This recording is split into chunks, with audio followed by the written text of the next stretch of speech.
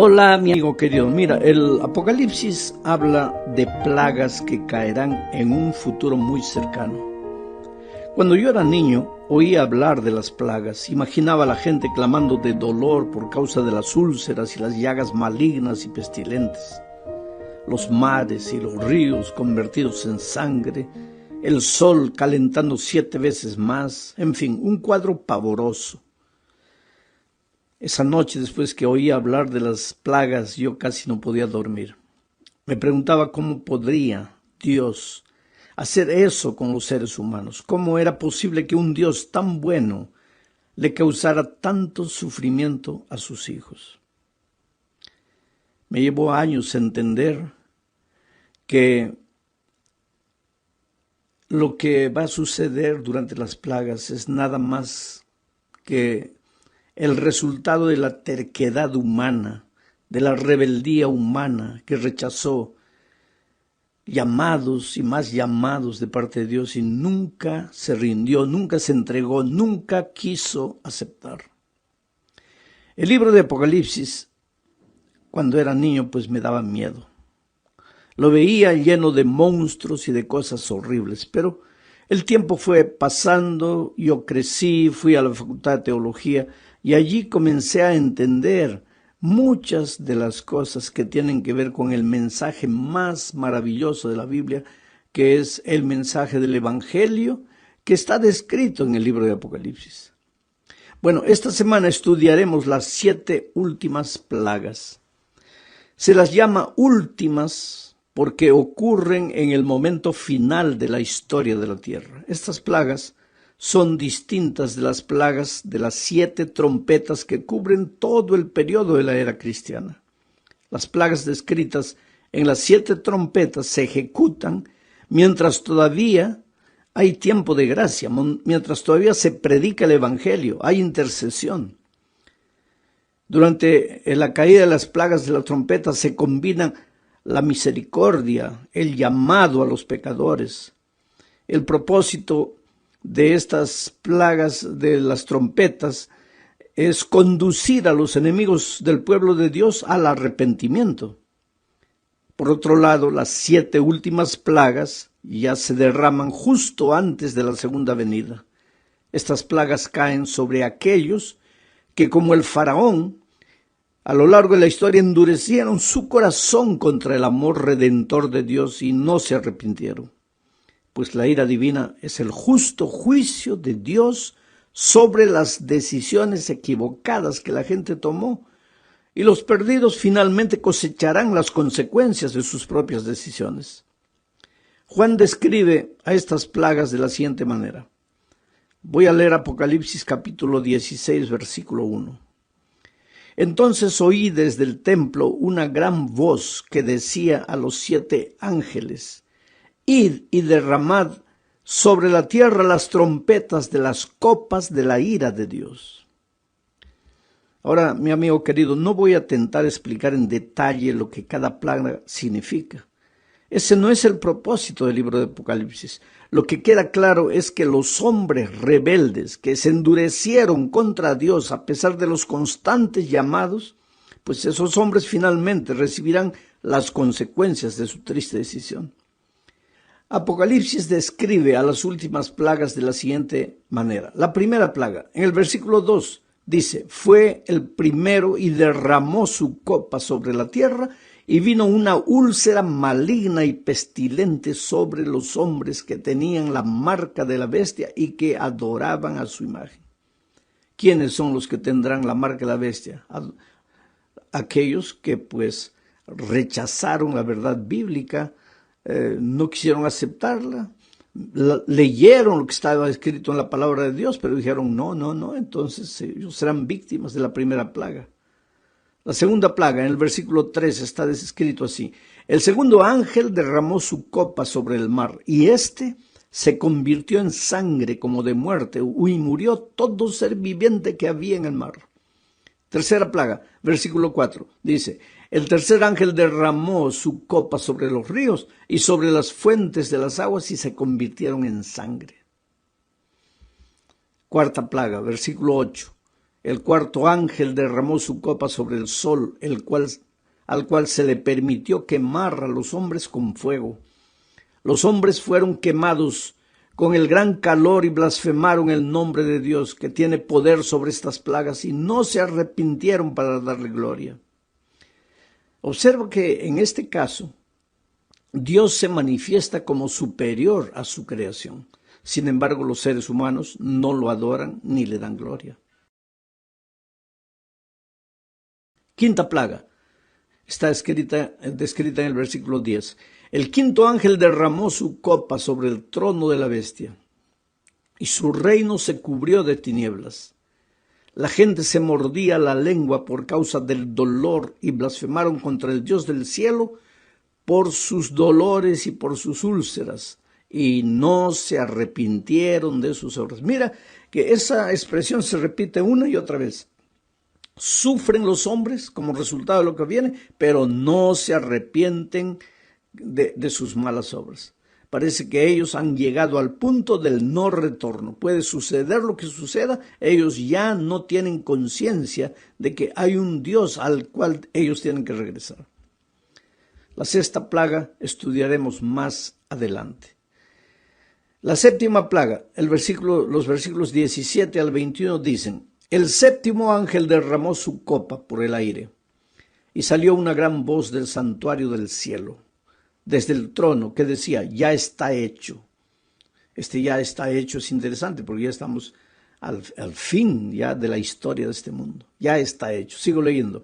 Entonces hubo relámpagos, voces, truenos y un gran temblor de tierra, un terremoto tan grande cual no lo hubo jamás desde que los hombres existen sobre la tierra. La gran ciudad, ¿de qué gran ciudad está hablando aquí? De Babilonia, porque en el contexto se está hablando de Babilonia. La gran ciudad se dividió en 3 partes y las ciudades de las naciones cayeron.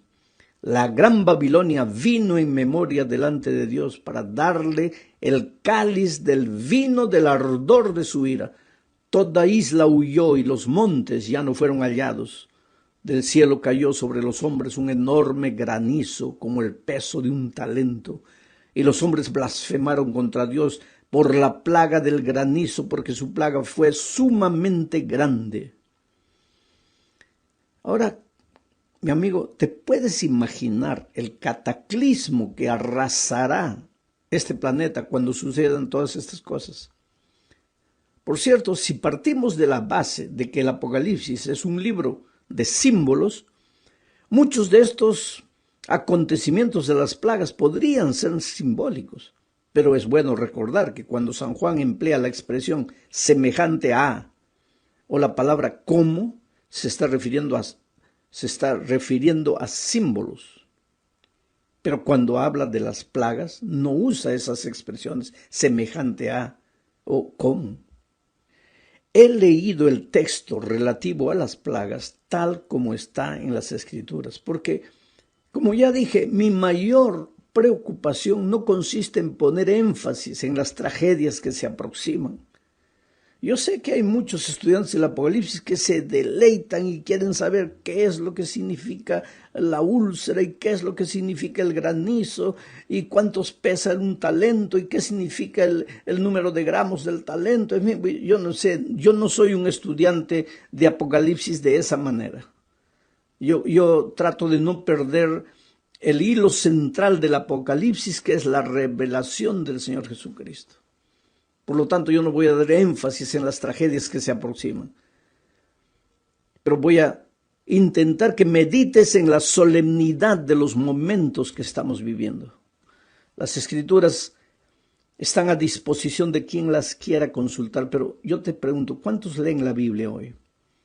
Los seres humanos de nuestros días no prefieren consultar los horóscopos, los médiums espiritistas, la numerología, las cartas astrales, pero no la Biblia. Pero querido, el tiempo es corto. Dios está esperando hace ya mucho tiempo. Estamos muy cerca de los acontecimientos finales. San Pedro dice que el Señor no retarda su promesa, según algunos la tienen por tardanza, sino que es paciente para con nosotros, no queriendo que ninguno perezca, sino que todos procedan al arrepentimiento. En el capítulo 15 de Apocalipsis, o sea, antes de describir las plagas en el capítulo 16, encontramos al pueblo de Dios victorioso. Es un pueblo fiel, un pueblo obediente a lo que Dios ha escrito en su palabra. Ese pueblo ya ha sido sellado por Dios en el capítulo 15, porque el sellamiento sucede en el capítulo 14. Ahora ese pueblo, el pueblo de Dios, está protegido de las últimas plagas.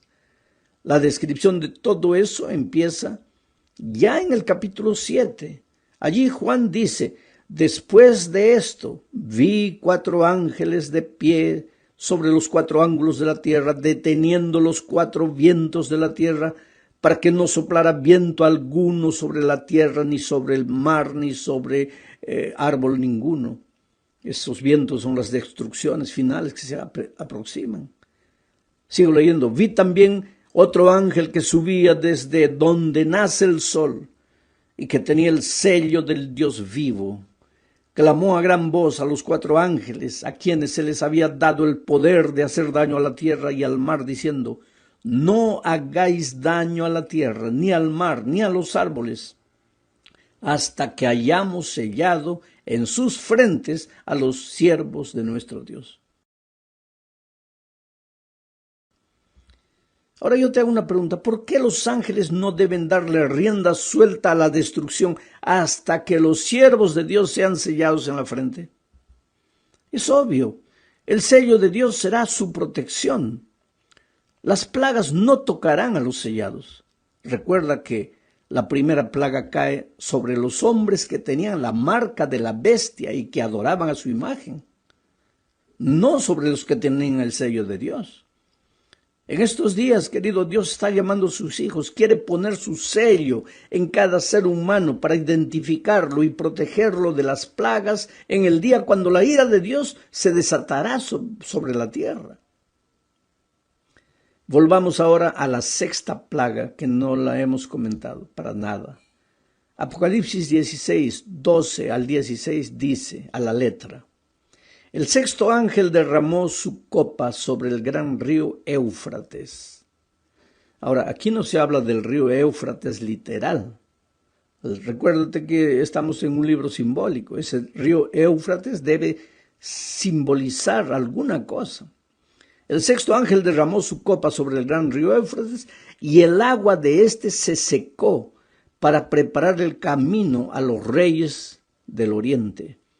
Vi salir de la boca del dragón, de la boca de la bestia y de la boca del falso profeta 3 espíritus inmundos semejantes a ranas. Son espíritus de demonios que hacen señales y van a los reyes de la tierra y de todo el mundo para reunirlos para la batalla de aquel gran día del Dios Todopoderoso. Y los reunió en el lugar que en hebreo se llama Armagedón. Ahora, mi amigo querido, el hecho de que en hebreo la palabra Armagedón tenga cierto parecido con monte de Megido, indujo a muchos intérpretes de las Escrituras a concentrar su atención en el Medio Oriente como la posible ubicación de la última batalla de los siglos. Y ahora, si a esto le añadimos que los países de esa región del mundo están constantemente en guerra, pues es fácil creer que allí, en el Medio Oriente, podría desarrollarse una gran batalla literal de proporciones mundiales entre Oriente y Occidente. Pero si no perdemos el hilo del conflicto universal que comenzó en el cielo con la rebelión de Lucifer, descubriremos que la gran batalla del Armagedón no es una guerra literal con implicaciones políticas, sino una guerra espiritual de consecuencias eternas. Hay un enemigo que está tratando de desestabilizar el gobierno divino. Atacó a Dios en los cielos. Perdió la batalla y fue expulsado junto con una tercera parte de los ángeles que consiguió engañar. Después se presentó en el jardín del Edén y engañó a Adán y a Eva. Logró que ellos dudaran del amor de Dios. consiguió que las criaturas desviaran la adoración de Dios hacia sí mismas o hacia el propio enemigo, y desvirtuó la palabra de Dios. Aparentemente había ganado la victoria, pero no contaba con el plan de salvación, según el cual Jesús vendría a este mundo para redimir a los seres humanos, para restaurar en ellos el carácter de Dios que el pecado había desfigurado. El conflicto entre Dios y Lucifer se prolongó a lo largo de los siglos y llegó hasta la iglesia cristiana. El diablo persiguió a la iglesia de Dios por medio de Herodes y de los emperadores romanos. Y cuando se convenció de que ese método no daba resultados, cambió de estrategia y comenzó a mezclar las verdades de la Biblia con las tradiciones paganas. De esta manera penetraron en la iglesia cristiana doctrinas que nunca tuvieron fundamento en las Escrituras. Después el enemigo usó esa iglesia ya mezclada de verdad con error. Esa iglesia que en el Apocalipsis es descrita también como Babilonia. El diablo usó esa iglesia contaminada con el virus del paganismo para perseguir a los fieles que se atrevían a adorar al Dios único y verdadero y obedecer su palabra. Esa persecución, de manera así real, vívida, duró 1260 años.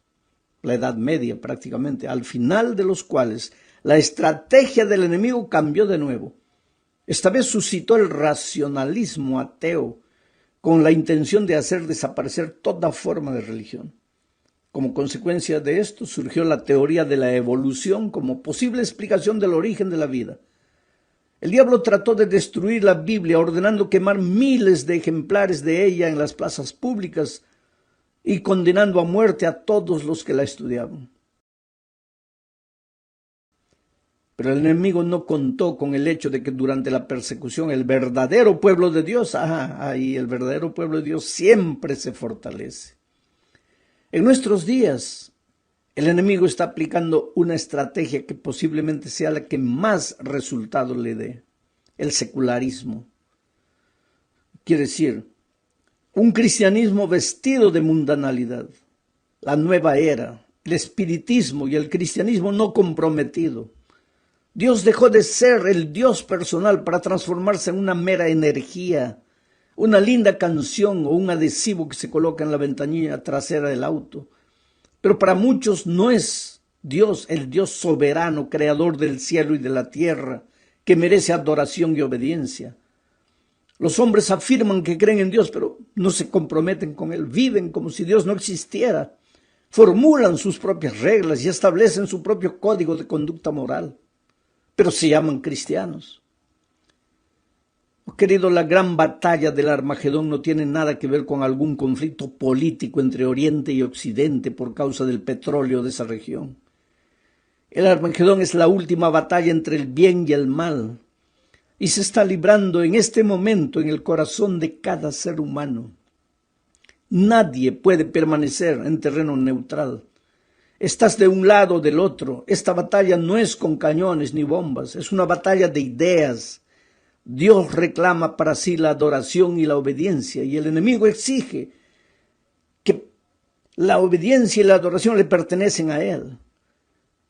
Entonces, si el enemigo no puede lograr que los hombres lo adoren a Él, dirige la adoración y la obediencia a cualquier cosa, a cualquier criatura u objeto, menos a Dios. Apocalipsis 16 habla de los reyes de la tierra con sus ejércitos congregados para librar la gran batalla. Apocalipsis 16:14 dice: el sexto ángel derramó su copa sobre el gran río Éufrates y sus aguas se secaron para que fuese preparado el camino de los reyes del oriente. En profecía las aguas simbolizan a las personas, a las multitudes. O sea, que al derramar el ángel la sexta plaga, la multitud va a retirar su apoyo al poder religioso falso. Las aguas se secarán. Pero también vemos que aparecen 3 espíritus inmundos semejantes a ranas para congregar a los reyes del mundo entero para la gran batalla. ¿Qué clase de reunión es esta? ¿De qué manera está congregando el enemigo sus ejércitos para la batalla final? Primero debemos recordar que el Cordero también está reuniendo a sus redimidos para la gran batalla. Ya vimos eso en el comentario de la semana pasada. Pero esta semana vemos que el enemigo de Dios también está congregando a sus súbditos en el Armagedón. Y lo hace mediante un falso triple mensaje con 3 espíritus inmundos. ¿Quiénes son esos 3 espíritus inmundos? Son mensajes, son enseñanzas, son filosofías de vida que se oponen a las principales enseñanzas de los 3 mensajes angélicos verdaderos. Primer mensaje: adora cualquier cosa menos a Dios, aunque creas que estás adorando a Dios. Segundo mensaje: las almas no mueren, son inmortales, son eternas, se reencarnan y siguen viviendo como espíritus incorpóreos. Ese es el segundo mensaje inmundo. Y tercero: no obedezcas la palabra de Dios, no le des importancia a sus mandamientos, porque todo eso ya acabó cuando Cristo murió. Este es el cuadro general. El mundo se está preparando para el fin del gran conflicto universal. El mal terminará definitivamente, pero antes de que todo termine, el diablo hará lo imposible para arruinar la mayor cantidad de vidas. Y para ello empleará sus herramientas favoritas: el engaño, el disfraz, la seducción. Y cuando eso no le dé resultados, pues la persecución. Por eso hoy más que nunca el pueblo de Dios tiene que estar advertido. El pueblo de Dios tiene que volver los ojos a la palabra de Dios. Tenemos que revisar nuestra conducta cristiana. ¿Hasta qué punto soy cristiano de verdad o soy cristiano nominal? Que Dios nos bendiga en esta meditación personal que cada uno